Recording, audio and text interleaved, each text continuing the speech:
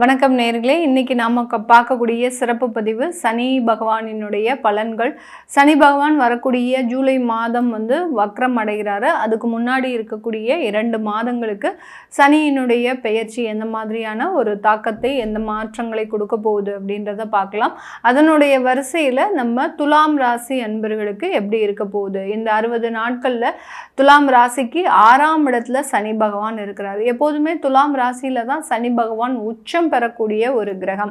எதனால இந்த சனி பகவான் இந்த ராசியில உச்சம் அடைகிறார்? அடுத்து பார்த்தீங்கன்னா சூரியன் நீச்சம் அடையக்கூடிய ஒரு ராசி.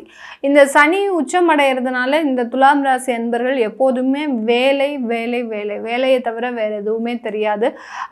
அதே சமயத்தில் பார்த்தீங்கன்னா அதிகப்படியாக வேலை வாங்கக்கூடிய ஒரு திறமையும் இவர்களுக்கு அதிகப்படியாக இருக்கும். மற்றவர்களை எப்படி வேலை வாங்கணும் அப்படின்ற ஒரு நுணுக்கங்களையும் இந்த ராசி என்பர்கள் அதிகப்படியாக தெரிஞ்சு வச்சிருப்பாங்க. இந்த துலாம் ராசி என்பர்களுக்கு இருக்கக்கூடிய மிகப்பெரிய ஒரு பிரச்சனையே பார்த்தீங்கன்னா வாழ்க்கையில சேமிப்பு அப்படின்றது இருக்காது. ஏன் அந்த மாதிரியாக இருக்க மாட்டேங்குது அப்படின்னு கேட்டிங்கன்னா, காலபுருஷனுக்கு 8ஆம் இடம் தான் உங்களுடைய தனஸ்தானம். காலபுருஷனுக்கு 8ஆம் இடம் உங்களுடைய தனஸ்தானமாக இருக்கிறதுனால இந்த இடத்துல சேமிக்கக்கூடிய விஷயங்கள் எல்லாமே உங்களுக்கு தேவையில்லாத பிரச்சனைகளுக்கோ இல்லை தேவையில்லாத விரய செலவுகளுக்கோ தேவையில்லாத மருத்துவ செலவுகளுக்கோ போகக்கூடிய ஒரு ஸ்தானம் தான். அதனால அந்த துலாம் ராசி என்பர்களுக்கு பெரிய அளவுக்கு அந்த சேமிப்பு அப்படின்றது இருக்காது. அந்த சேமிப்பை சேமிக்கணும்னு நினைக்கும் போது ஏதாவது ஒரு பெரிய ஒரு பிரச்சனைகள் இந்த துலாம் ராசி என்பர்களுக்கு வந்துடும். அதிலிருந்து எப்படிடா நம்ம மீண்டு வர போகிறோம், அதுக்காக இவர்கள் சேமித்து வைத்த பணத்தை எல்லாத்தையும் அங்கே போய் செலவு பண்ணக்கூடிய ஒரு சுச்சுவேஷன் அப்படின்றது வந்துடும். இல்லை அப்படி இல்லாத பட்சத்தில் பார்த்திங்கன்னா ஒரு வீடு வாங்கணும்னு பிளான் பண்ணி அந்த வீட்டில் ஒரு முதலீடு அப்படின்றது பார்த்திங்கன்னா ஒரு 30 லட்சம் போட்டாங்க அப்படின்னா அது 50 லட்சமாக மாறுவதற்குண்டான ஒரு தருணம்.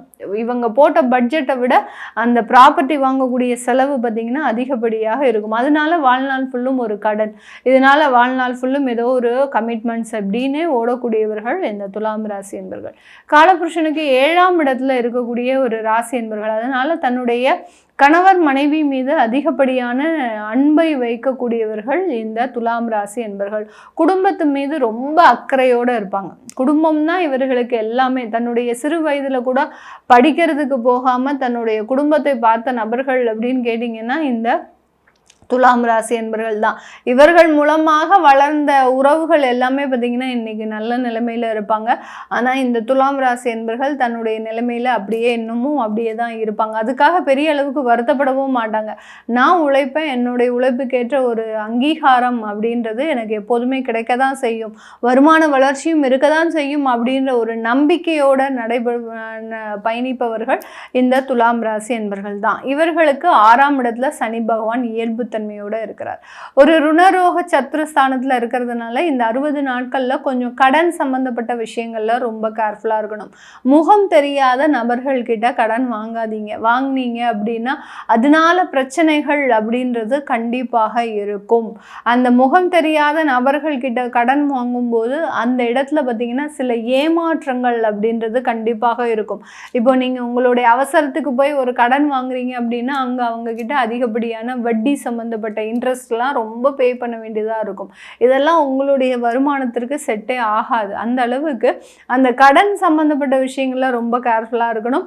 இது பார்த்திங்கன்னா கிரெடிட் கார்டு விஷயங்கள்லையும் ரொம்ப கேர்ஃபுல்லாக இருக்கணும். எப்படி முகம் தெரியாத நபர்கள்கிட்ட வாங்கி ஏமாறுறீங்களோ அதே அளவுக்கு தான் இந்த கிரெடிட் கார்டு சம்மந்தப்பட்ட விஷயங்களும் உங்களை ஒரு ஏமாற்றத்தை கொடுக்கும்.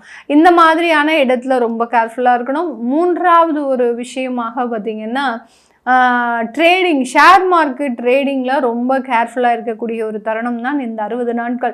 பணத்தை போட்டுட்டு 2 லட்சம் 3 லட்சம் பணத்தை போட்டுட்டு நம்மளால் ப்ராஃபிட் பண்ணிட முடியும் அப்படின்னு நினச்சிங்க அப்படின்னா அதில் மிகப்பெரிய ஒரு தோல்விகள் அப்படின்றது இந்த சனி பகவான் 6ஆம் இடத்துலேருந்து செஞ்சுட்டு போயிடுவார். இதனால் இந்த துலாம் ராசி என்பர்களுக்கு மிகப்பெரிய ஒரு நெருக்கடிகள் உருவாகிறதுக்கு உண்டான ஒரு நேரம். அடுத்து வேலை ரீதியான மாற்றங்கள் அப்படின்றது கண்டிப்பாக இருக்க போது. வேலையில் பார்த்தீங்கன்னா பார்த்தீங்கன்னா நிறைய வளர்ச்சிகளும் நிறைய வேலை ரீதியான சில வாய்ப்புகளும் உங்களை தேடி வரும். அடுத்து அதன் மூலமாக உங்களுக்கு நல்ல ஒரு குடும்ப ரீதியான வளர்ச்சிகள். அடுத்து பார்த்தீங்கன்னா உங்களுடைய குடும்பத்தை விட்டு நீங்கள் வெளியில் இருக்கிறதுக்கு உண்டான ஒரு தருணம். வேலை சுமை அதிகமாக இருந்துட்டு இருக்கு, எப்போ எடுத்தாலும் உங்களுக்கு வேலை, வீட்டில் 21 மணி நேரம் ஒரு 18 மணி நேரம் வேலை செய்யக்கூடிய ஒரு தருணமாக இருக்குது. இதுக்கெல்லாம் நிவர்த்தி கிடையாதா அப்படின்னு கேட்டிங்கன்னா அதுக்கெல்லாம் நிவர்த்தி அப்படின்றது இந்த 60 நாட்களில் இந்த துலாம் ராசி என்பவர்களுக்கு முக்கியமாக கிடைக்கக்கூடிய ஒரு தருணமாக இருக்க போது. அடுத்து பெரியவர்கள், அதாவது வயது மூத்தோர்கள் யாராவது துலாம் ராசியில் இருக்கிறீங்க அப்படின்னா இந்த இடத்துல வியாதி சம்பந்தப்பட்ட நிவர்த்திகள் அப்படின்றது கண்டிப்பாக இருக்கும். ஏன்னா இந்த துலாம் ராசி என்பவர்களுக்கு அந்த சனி பகவான் ஜூலை மாதம் வக்ரம் அடைகிறதுனால வியாதியினுடைய நிவர்த்தியையும் கண்டிப்பாக கொடுப்பார். ஏதோ ஒரு கேஸ்ட்ரிக் அல்சர் அப்படின்னு பார்த்தீங்கன்னா ஏதோ ஒரு உணவு சார்ந்த ஒரு ஃபுட் பாய்சன் ஏதோ ஒன்று திடீர்னு உங்களுக்கு வந்துட்டு இருக்குது. அந்த மாதிரியான சில தொந்தரவுகள்ல இருந்தெல்லாம் நீங்கள் விடைபெறுவதற்குண்டான ஒரு நேரமாக இருக்கும். ரொம்ப பெரிய அளவுக்கு தொற்று நோய்கள் அப்படின்றது இந்த துலாம் ராசி என்பவர்களுக்கு கடந்த ஒரு 7 மாதங்களாக இருந்துட்டு இருக்குது. அந்த தொற்று நோய்கள்ல இருந்து ஏதோ ஒரு ஸ்கின் அலர்ஜிஸ் வரும். அடுத்து பார்த்தீங்கன்னா வெளியில எங்கேயாவது நீங்க பொது இடத்தை நீங்க யூஸ் பண்ணும்போது அந்த இடத்துல இருந்து சில தேவையில்லாத இன்ஃபெக்ஷன்ஸ் தொற்று நோய்கள் வர்றதுக்கு உண்டான ஒரு நேரம். இதனால வைரல் ஃபீவர் இதை மாதிரியாகலாம் கடந்த ஒரு 7-8 மாதங்களாக அனுபவிச்சுட்டு இருக்கிறீங்க. அதுல இருந்தெல்லாம் நிவர்த்தி அப்படின்றது இந்த துலாம் ராசி என்பவர்களுக்கு இந்த 2 மாதத்துல முழுமையாக கிடைக்க போது. இந்த துலாம் ராசியில் இருக்கக்கூடிய நட்சத்திர அன்பர்கள், சித்திரை நட்சத்திர அன்பர்களுக்கு இந்த 2 மாதங்கள்ல சொத்துக்கள் வாங்குறதுக்கு உண்டான ஒரு அமைப்புகள் அப்படின்றது கண்டிப்பாக கிடைக்கும். உங்களுடைய 8ஆம் இடத்தை அந்த சனி பகவான் பார்க்கிறாரு. அந்த சனி பகவான் 8ஆம் இடத்தை பார்க்கறதுனால வெளியூர் வெளிநாடு போகிறதுக்கு உண்டான ஒரு யோகமான ஒரு காலகட்டங்களும் இந்த துலாம் ராசியில் இருக்கக்கூடிய சித்திரை நட்சத்திர அன்பர்களுக்கு கிடைக்க போகுது.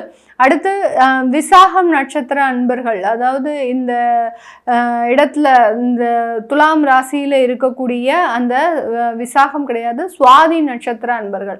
இந்த சுவாதி நட்சத்திர அன்பர்களுக்கு இந்த காலகட்டம் ஒரு மிகப்பெரிய ஒரு வேலை மாற்றமும், அடுத்து பார்த்தீங்கன்னா வேலை ரீதியான சில பிரச்சனைகள்ல இருந்து வெளியில வரக்கூடிய ஒரு நேரமும் தான் இருக்க போது.